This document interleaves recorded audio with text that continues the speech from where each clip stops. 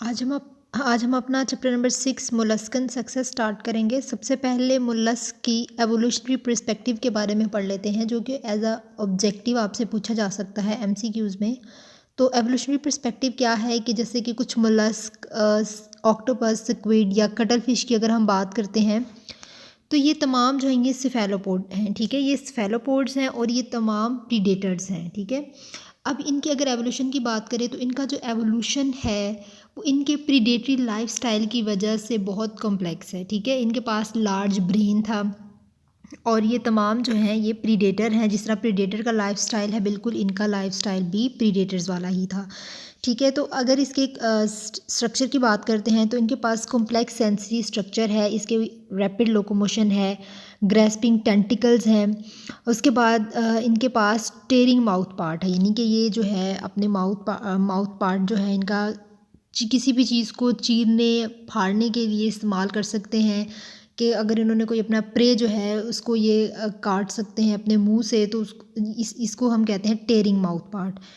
उसके अलावा ग्रेस्पिंग किसी भी चीज़ को जो है ये क्या करते हैं कि अगर इन्होंने कोई स्क्रैपिंग का काम करना है तो ये इसकी वजह से वो स्क्रैपिंग भी कर सकते थे और अपने टेंटिकल्स की मदद से अपने प्रे को ये अपनी गिरफ्त में मजबूती से पकड़ सकते हैं।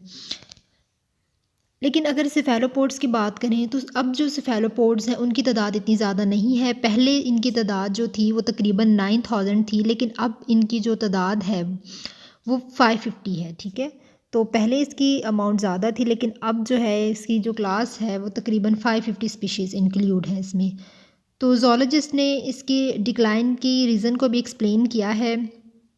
अब यहाँ पे इसकी रीज़न बताई हुई है कि जो वर्टिब्रेट्स हैं, अगर हम किसी भी प्री हिस्टोरिक सीज़ की अगर हम बात करते हैं तो ये जो वर्टिब्रेट्स है इनका एक्टिव प्रीडेटरी लाइफस्टाइल था, तो जिसकी वजह से इनके पास it may be possible that vertebrates have out competed cephalopods. तो इसके लाइफस्टाइल की वजह से, क्योंकि जितने भी अगर प्री हिस्टोरिक सीज़ की बात कर लेते हैं तो उनमें जितने भी वर्टिब्रेट्स हैं ना उनका प्रीडेटरी लाइफस्टाइल था, तो ये जो सिफेलोपोड्स थे वो उनसे कम्पीट नहीं कर सकते थे। कुछ किसी ने किया, किसी ने नहीं किया, तो इसकी वजह से इनकी जो तादाद है वो कम हो गई। सिफेलोपोड जो है इनका अगर हम बात करते हैं डिक्लाइन, तो इसकी सिंपल एक रीज़न ये भी थी कि ये एवोल्यूशनरी इवेंट की वजह से भी ये डिक्लाइन हुए, कि जैसे जैसे एवोल्यूशन हुई चेंजिंग्स आती गई, तो ये भी एक वजह है कि इनका जो है वो डिक्लाइन हो गया, इनकी स्पीशीज़ जो है वो कम हो गई। लेकिन ये तमाम मोलस्क के लिए नहीं है। ओवरऑल अगर मोलस्क की बात करें तो ये एक सक्सेसफुल ग्रुप है। मुलस्क जो है इनके अगर बात करते हैं तो इनमें ट्वाइस नंबर ऑफ वर्टिब्रेट्स पाए जाते हैं। ठीक है, मेजॉरिटी अगर हम देखते हैं तो 100,000 लिविंग स्पीशीज़ हैं मुलस्क की।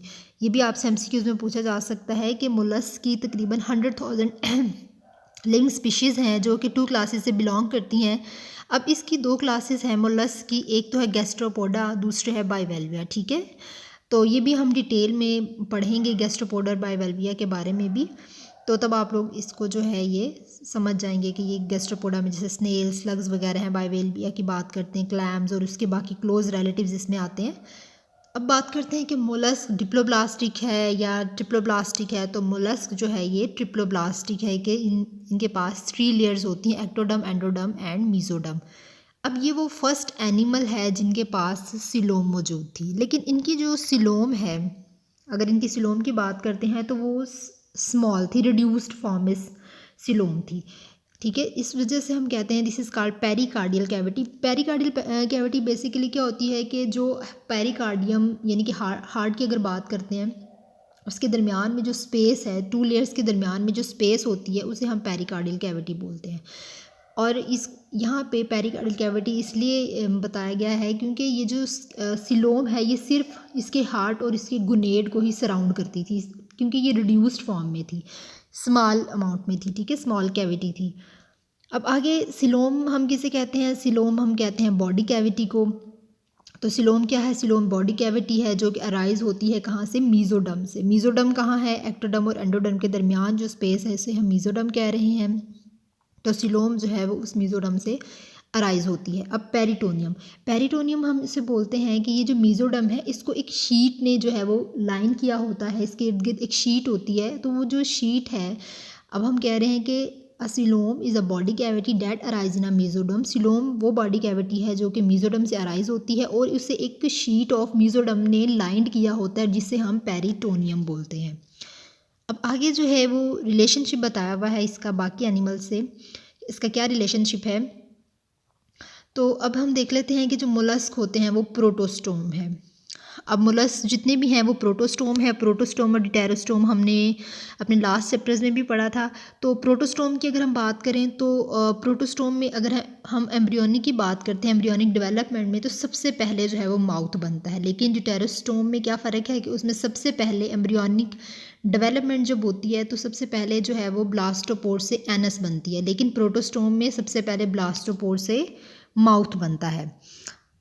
Therefore, there are great similarities between mollusks and other and protostomes। अच्छा, अब इसकी वजह से प्रोटोस्टोम की वजह से मोलस्क की बाकी एनिमल्स के साथ जो है, अगर हम बाकी एनिमल्स की बात करें जैसे एनिलिड जो कि सेगमेंटेड वर्म्स हैं, उनके साथ सिमिलैरिटीज़ देखी जा सकती हैं ड्यू टू दी प्रोटोस्टोम। अब इस प्रोटोस्टोम की वजह से इनको लोफोट्रोकोजोआ में भी रखा जाता है। लोफोट्रोकोजोआ बेसिकली वो है ग्रुप, लोफोट्रोकोजोआ एक ग्रुप है जिसमें तमाम प्रोटोस्टोम्स को रखा जाता है। ठीक है, अब इनकी सिमिलैरिटीज़ किस तरह से हैं कि ये सिमिलैरिटीज़ हैं कि both have similar trochophore larva, दोनों के पास ट्रोकोफोर लार्वा सिमिलर है। ट्रोकोफोर लार्वा भी हमने एनिलिड में भी पढ़ा है कि ट्रोकोफोर लार्वा जो है वो क्या होता है, ये फ्री स्विमिंग लार्वा होता है और ये पियर शेप्ड होता है। ठीक है, पियर की तरह की इसकी शेप होती है और फ्री स्विमिंग लार्वा होता है। उसके अलावा ये एनिलिड में भी है और ये मोलस्क के भी कुछ ग्रुप्स में पाया जाता है, ट्रोकोफोर लार्वा बनता है। ठीक है, उसके अलावा कुछ अगर एडल्ट स्ट्रक्चर की बात करें मोलस्क और एनिलिड की, वो भी सिमिलर है और वो सिमिलर इस वजह से हैं कि उनका जो एक्सक्रीटरी ऑर्गन है और जो उनका डक्ट सिस्टम है वो सेम है। एक तो ट्रोकोफोर लार्वा की बात की हमने कि सिमिलैरिटी, दूसरा प्रोटोस्टोम की बात की और तीसरी बात हमने की कि इसके एक्सक्रीटरी ऑर्गन और इसका जो डक्ट सिस्टम है वो सिमिलर है।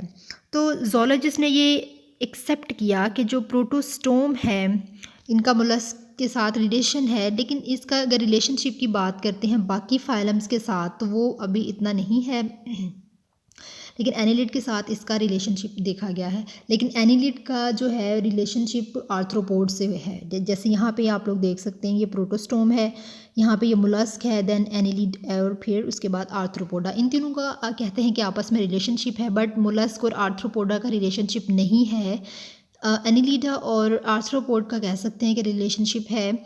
इसकी वजह यह है कि जो मोलस्क है वो सारे लोफोट्रोकोजोआ में है, लेकिन अगर बात करें आर्थ्रोपोड की तो आर्थ्रोपोड को जो है रखा गया एक डायसोजोआ में, एक ग्रुप है एक डायसोजोआ, आर्थ्रोपोड को वहाँ पे रखा गया एक डायसोजोआ में। वो तमाम जो है वो रखे गए जो कि एक डायसिस और मोल्टिंग कर सकते थे। एक डायसिस और मोल्टिंग का तो आपको पता है वो अपनी लेयर उतार देते थे, तो वो तमाम जो है वो आर्थ्रोपोडा में रखे गए। तो जाहिर सी बात है एक को लोफोट्रोकोजोआ में रख दिया, एक को जो है एक डायसोजोआ में रख दिया, तो जिसकी वजह से हम ये नहीं कह सकते कि मोलस्क जो है ये आर्थ्रोपोड के साथ इनका रिलेशनशिप है। तो मोलस्क और एनिलिडा का रिलेशनशिप हमने जो है वो देख लिया है। और ये जो रिलेशनशिप है, ये जो हमने एवोल्यूशनरी पाथवेज की बात की, दे आर स्पेकल्टेड। ठीक है, ये सब फर्जी हैं। ठीक है, इसलिए इसे हम कह रहे हैं स्पेकुलेटिव। अब आगे बात करते हैं ओरिजिन ऑफ दी सिलोम।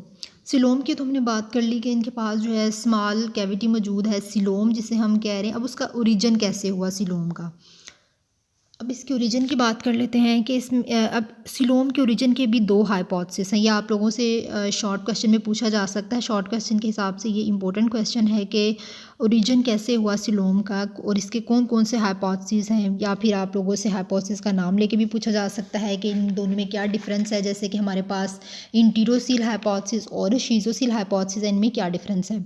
सबसे पहले बात करते हैं शीजोसील हाइपोथेसिस की। शीजोसील हाइपोथेसिस की अगर बात करें तो इस शीजेन का मतलब होता है स्प्लिट और काइलोस कहते हैं होलो। ठीक है, खाली। तो यहाँ पे स्प्लिटिंग की बात हुई है कि दरमियान से वो चीज़ स्प्लिट हो रही है, टूट रही है। अब यहाँ पे जब सिलोम किस तरह बनती है, स्प्लिटिंग ऑफ मीजोडम, मीजोडम की स्प्लिटिंग की वजह से जो सिलोम बनती है वो शीजोसोल हाइपोथेसिस है। ठीक है, it is found in all protostome. ये तमाम प्रोटोस्टोम में जो है वो क्या है, वो शीज़ोसील हाइपोथेसिस है, क्योंकि वहाँ पे जो मीज़ोडर्म की स्प्लिटिंग से जो चीज़ बन रही है वो शीज़ोसील कहला रही है। अब मीज़ोडर्म क्या होता है कि ये वो एरिया है जो कि एक्टोडर्म और एंडोडर्म के दरमियान में है। अब यहाँ पे सिलोम कैसे बनती है, स्प्लिटिंग होती है मीज़ोडर्म की और सिलोम बन जाती है। उसके अलावा ये जो हमने बात की, ये क्या इंडिकेट करती है कि जो मीज़ोडर्मल ड्राइव्ड टिश्यूज़ हैं ये बनते हैं सिलोम, जब सिलोम की फॉर्मेशन होती है तो उससे पहले ये जो मीज़ोडर्मल टिश्यूज़ हैं ये बन चुके होते हैं, उसके बाद सिलोम की फॉर्मेशन होती है। ठीक है, और जो उसके बाद हमने बात की कि ये जो है शीज़ोसील हाइपोथेसिस, इसमें जितने भी प्रोटोस्टोम्स हैं वो शामिल है, यानी कि एनिलिड मोलस्क और आर्थ्रोपोड्स जो हैं इनमें शीज़ोसील हाइपोथेसिस है। ये तमाम प्रोटोस्टोम्स हैं, तो हम कह रहे हैं कि इनमें शीज़ोसील हाइपोथेसिस है। नेक्स्ट जो है वो है एंटीरोसील हाइपोथेसिस। एंटीरोन कहते हैं गट को। अब एंटीरोन मींस गट। अब इसमें क्या है कि जो सिलोम बनती है वो आउट पॉकेटिंग या और जो प्रिमिटिव गट है उसकी आउट पॉकेटिंग से बनती है, यानी कि उसमें वो पॉकेट्स बन जाती हैं, पाउचेस बन जाते हैं। जैसे कि हम लोगों ने जो है पहले भी मैंने आप लोगों को समझाया था, जब हमने लास्ट में डिटेल में पढ़ा था प्रोटोस्टोम और डिटेरोस्टोम, मैंने डायग्राम्स की मदद से आपको समझाया था। तो बिल्कुल ऐसे ही है ये भी, कि जो सिलोम है वो बनती है किसकी वजह से, कि जो प्रिमिटिव गट है उसकी आउट पॉकेटिंग होती है। जैसे मैं आपको समझाती हूँ, हमारे पास जो है ये है एक, हमारे पास ये क्या है, ये एक गट है। अब इस गट के पास हमारे पास जो है मीज़ोडर्मल सॉलिड मैस मौजूद है, यानी कि ये इस तरह जो है एक मीज़ोडर्मल सॉलिड मैस मौजूद है। अब क्या होता है कि जो मीज़ोडर्मल सॉलिड मैस हैं ये पॉकेट्स की तरह के होते हैं, बिल्कुल एक यहाँ पे ना पॉकेट्स की तरह के होते हैं, इनके साथ जुड़े हुए होते हैं। अब क्या होना है कि जब गट से इन्होंने सेपरेट होना है, इस मीज़ोडर्मल मैस ने गट से सेपरेट होता है, और जब ये गट से सेपरेट हो जाता है तो ये इस तरह की दो पॉकेट बना देता है, और ये अब क्या बन गई, ये हमारे पास सिलोम बन गई। ठीक है, सिलोम। तो इस तरह जो है वो एंटीरोसील हाइपोथेसिस होगा। अब यहाँ पे जो है इसको भी मैं डायग्राम की मदद से आपको समझा देती हूँ। जो हमारे पास शीज़ोसील हाइपोथेसिस है, शीज़ोसील हाइपोथेसिस में ये हमारे पास गट है और ये अब हमारे पास मीज़ोडर्म है।